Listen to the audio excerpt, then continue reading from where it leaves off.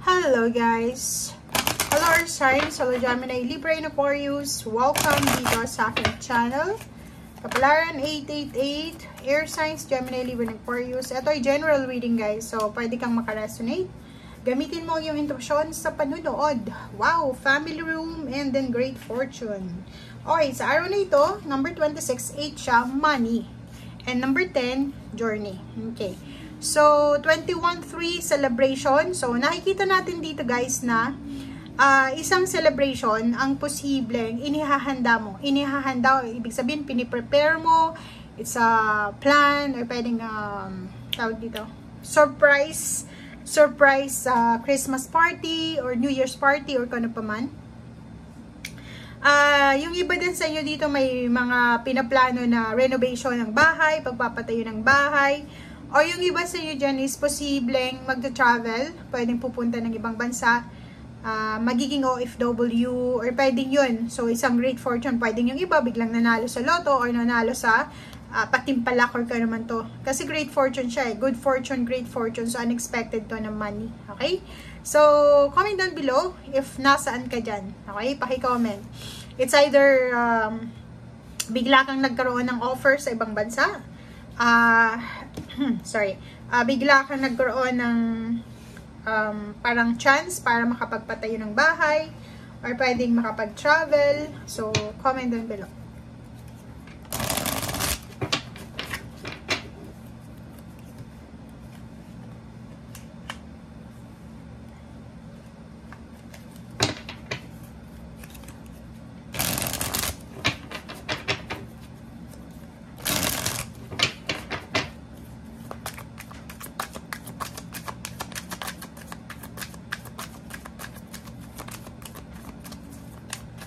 Air signs.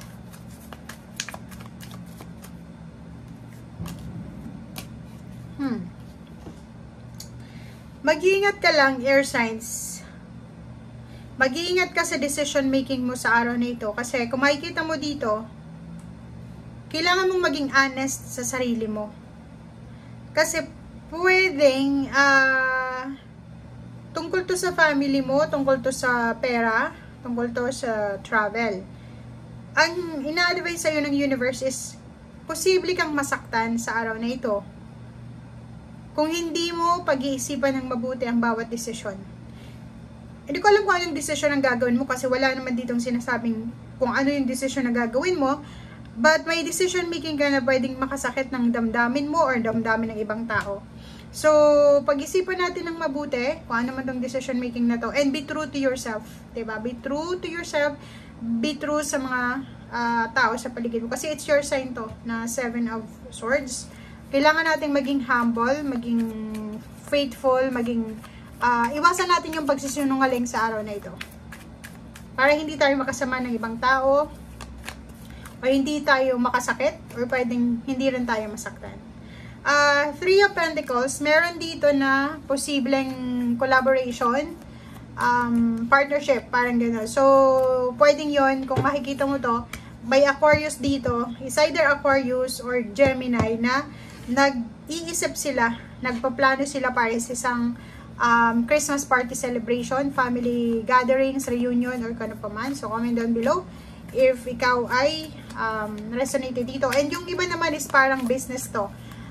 Isang buong family, kasi nasa family room sila, buong pamilya, pwedeng hindi ito physical room, pwedeng group chat ng mga magkakapamilya, relatives, mag-ina, mag-ama, magkakapatid, na nagbabalak sila para sa Christmas gatherings, or nagbabalak sila para sa business na gusto nilang i-open.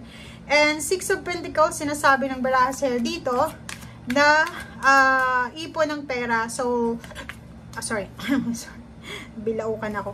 4 of Pentacles, sinasabi na may kailangan kayong pag-ipunan ng pera. So, may contribution dito. So, pwedeng may binabalak kang secret or surprise party. And, nag-uusap-usap kayo. Collaboration to eh. So, it's either contribution ng bawat isa. Like, gusto nyong i-surprise yung parents nyo.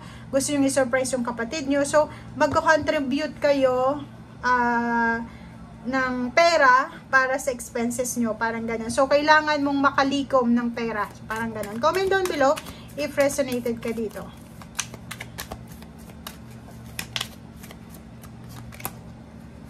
Okay, Knight of Swords. Knight of Swords is meron ditong mabilis na desisyon to. So, may posible yun, mabilis na desisyon ang gagawin nyo today. Pwedeng yung surprise party na yan or kung ano pa man, ay posibleng ngayon mo lang plinano sa araw na ito. And then, gusto mong ituloy ito as soon as possible. Or gusto mong, anong tawag dito? Magsisimula ka na the other day ng paglilikom ng pera, para gano'n. And 9 of Wands, meron ditong makakaramdam ng sobrang pagod siguro. Mayroong sa inyo na physical, syempre tao ka lang, di ba?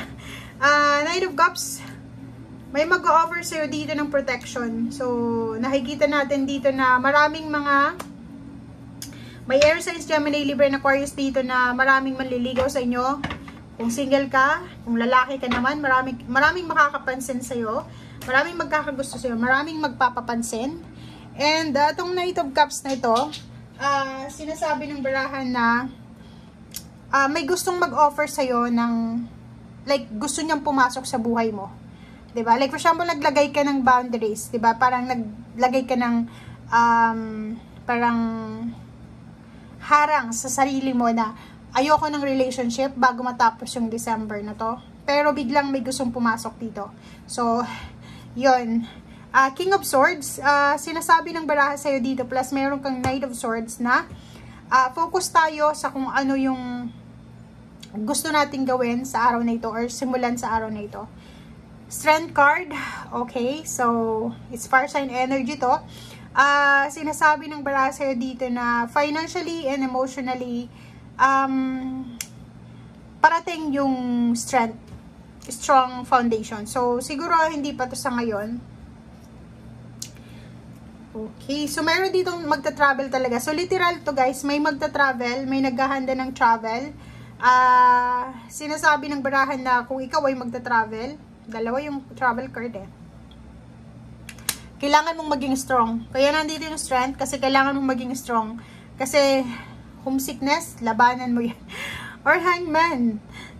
Meron ditong sinasabing na may mga nakahang na relationship, may nakahang na plano para sa work or business, or pwedeng nakahang na plano para sa pagta-travel. Ang posibleng ituloy mo siya. Okay?